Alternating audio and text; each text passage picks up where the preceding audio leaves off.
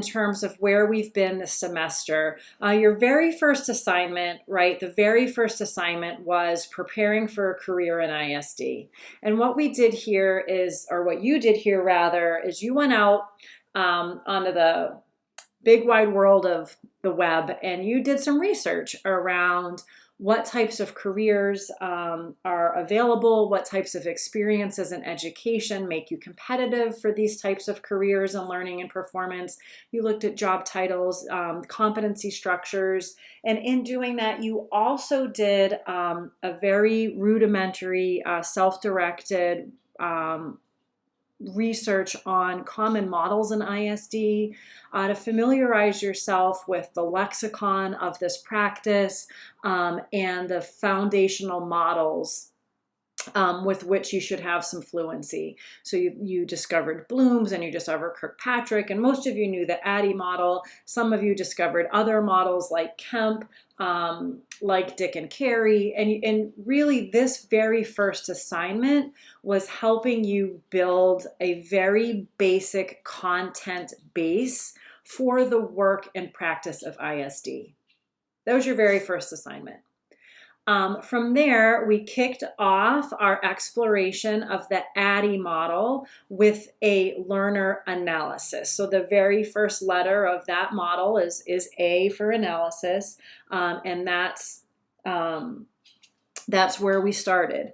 As you advance in your practice of ISD and in your career of ISD, you will eventually meet many, many different forms of analysis. If you take 603, you'll do a performance gap analysis, a root cause analysis, a front-end analysis, a training needs analysis, and in this course, you did a learner analysis. And we used ourselves as the population for that analysis. Your very first two discussion forum prompts were specifically designed, welcome and why I'm here, for you each to share enough information about yourselves so that we could complete this assignment of doing a learner analysis. Okay, so you've done your rudimentary research around what ISD is, what makes folks competitive in the field, the types of competencies that are required to be successful in the learning and performance field. You looked at common models, you looked at frameworks, and built out a preliminary understanding of the field. Then you went in and you did your first learner analysis. We then touched upon evaluation and trying to link evaluation with analysis. It might have felt out of place, right, to go from A all the way to the E of the model and skipping the D, and the I. But the point of doing that, and the reason we did that, is because the connection between analysis and evaluation is what completes the system of design. And so we started thinking about that, and you were prompted to go through and think about why training fails, and then seeing the system so that you could start connecting, at least in your head, and organizing your thinking around understanding preliminary problems, understanding what we're solving for in the analysis phase, so that throughout the system you can connect that to what we're evaluating for. Okay, that brought us through design, and you each submitted your design plans last week and you provided peer reviews of those. The next step in the ADDIE model, like going sequentially from analysis to design, is development. And the most common artifact of the development process is a lesson plan, at least historically, before we had the stronger emergence of virtual and online learning. You would expect to see a lesson plan. Now it might look like storyboards. It could look like something designed more for digital instruction than face-to-face or instructor-led instruction. But either way, it brings us to the lesson plan.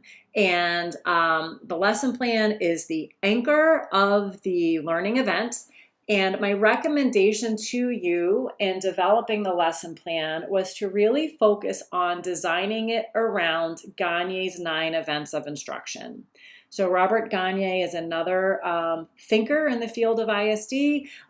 He presents another model with which you should be very fluently familiar, right? You should know Gagne, you should know Bloom, you should know Kirkpatrick, right? And Gagne tells us that learning occurs, or rather instruction should be provided through a sequence of 9 events. I didn't provide a ton of extensive reading around this because 602 is not a course on adult learning. You will get a lot more learning and instruction and resources around learning in an adult environment in 605. So this was intentionally trying to focus you just on Gagne and not doing too much around adult learning theory, okay? Gagne tells us that first you need to gain attention of the learner or the participant. Once you've gained attention, you want to try to state the objectives or focus the learning, around outcomes. You want to stimulate recall, right? Like help them draw upon what they already know and stimulate thinking around prior or previous experiences. Then you present content. You provide room for guidance, so they practice and you provide feedback. Elicit performance, provide more feedback, assess performance, and then prepare to enhance retention and transfer. Okay, this can happen, these 9 events can happen repeatedly over and over again over the course of instruction, depending on how many learning objectives you have, depending on how dynamic you want the course to be. Or it can simply happen spread out like at a macro level over the course of instruction, over the course of a semester, over the course of a whole program of learning. So think about it when you go to write your lesson plan. Are you writing a lesson plan for a single hour of instruction, or are you trying to organize the facilitation of a semester of learning, a program of learning? It'll be slightly different. It is inconsequential to me which you choose. You should choose whichever one you want to be more familiar with, that you think is more accessible, where you want to practice. My goal for you in all of these assignments is that you gain the experience of writing a lesson plan. The content doesn't have to be perfect. It is more about the formula of a lesson plan, the function of a lesson plan, and the practice of writing one.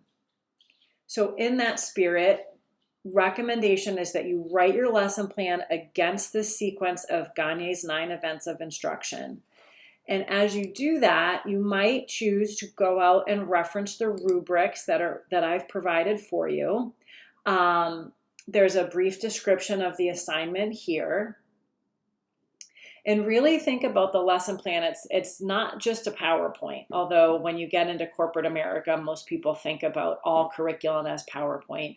It really isn't. It is the anchor of the instructional event, and you want to write it well so that you can maximize the likelihood that participants leave the instructional event actually having learned.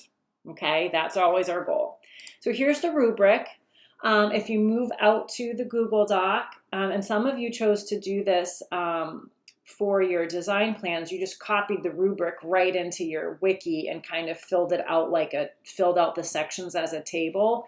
You could choose to do that. You'll have to make it a little more elaborate for your lesson plan because you got to get those 9 elements in here. But here's how it works. You take your course description. Now you have a course description because you wrote a design plan. Boom, we're automatically more systematically approaching this event, the systematic approach to training and learning. So you pull in your lesson plan, you pull in your course description from your design plan, and then it's always wise to restate your learning objectives.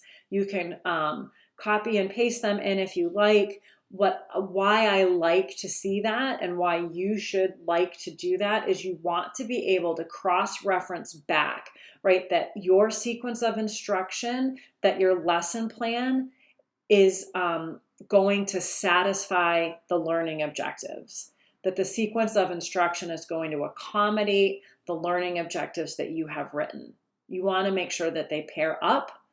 I can provide you countless examples of lesson plans I have seen that bear no resemblance to the course description or the objectives. And that's what we want to avoid. We've done the analysis, we've done the design, and now we are going to develop against them. Your sequence of instruction is like really the meat of this assignment. And what I'd really like to see you do is plot out your instruction against Gagne's 9 elements. That might mean that you simply list them in a chart form and say exactly what will happen in order to meet each one of these events of instruction. It can be that simplistic. It shouldn't be a guess for me when I look at your lesson plan where those 9 elements happen. It might feel really formulaic. It might feel kind of unnecessarily rigorous or restrictive to write a lesson plan in this way, and that is okay. It might be the first lesson plan you've ever written.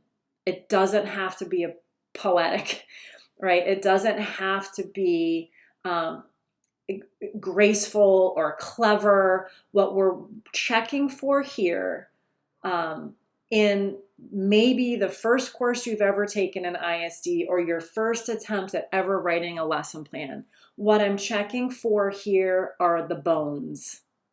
Do you have the right architecture? Is the skeleton of this event smart? Do you get it? I'm not going to be checking your content or your YouTube links or the books I'm not checking for that. I want to see that you have proposed a sequence of instruction that meets your objectives, satisfies your course description, and incorporates the content that you collected during your very first assignment in this course. And the very first assignment in this course for all of us was preparing for a career in ISD. All the content you need is here, okay? So let go of worrying about whether it is the most awesome lesson plan, the most creative lesson plan, the most beautifully written poetic lesson plan we've ever seen. We're checking here for structure, okay? And the structure should be Gagne's 9 elements. And you're prepared to do this. Like everything we've done in the course to date prepares you to do this really well.